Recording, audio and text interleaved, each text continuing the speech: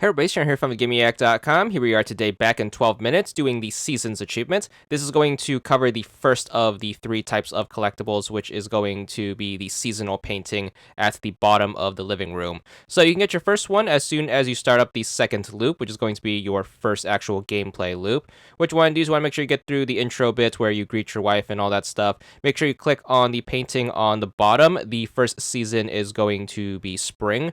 So all you have to do for it to count towards the achievement is just click on it, and then you're going to look at it, and then all you have to do is just back out.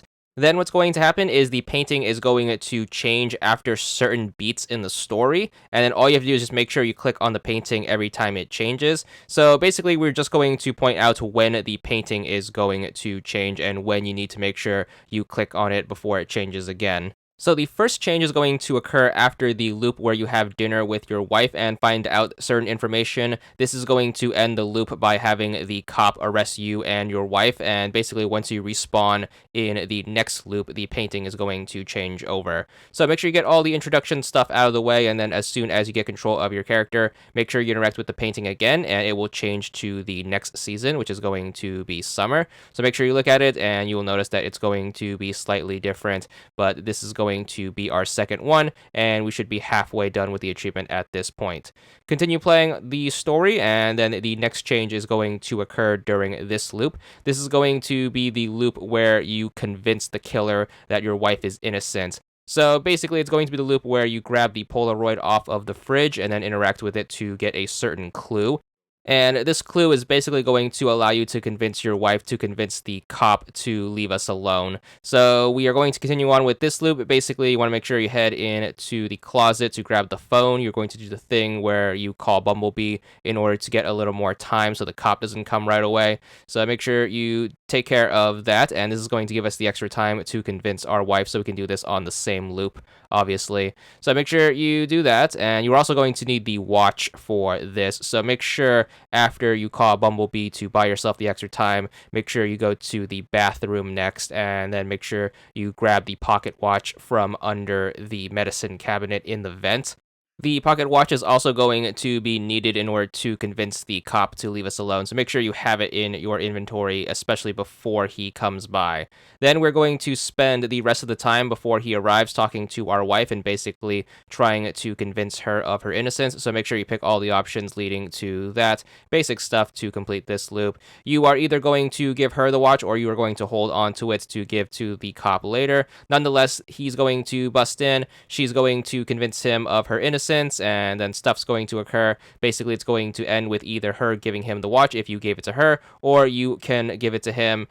Either way, as long as he gets the watch and leaves without arresting either one of us, we should be good for this loop, and that's going to be the story beat that triggers the next painting change. So just play through this. It's pretty long, and we can't really skip through it, unfortunately, so just sit here, enjoy the story if you don't know what's going on, and then once this loop ends, we should be good for the next loop, and the painting change is going to occur. So once you are in the following loop, just make sure you get through all of the intro stuff, and then once you get control of your character, make sure you head on over to the painting. Click on it like usual, and you will notice that we are going to experience another season change. This one is going to be fall or autumn, however you want to call it. And then finally, we have one more to go. So this last one is going to be after the loop where you show the killer the onesie.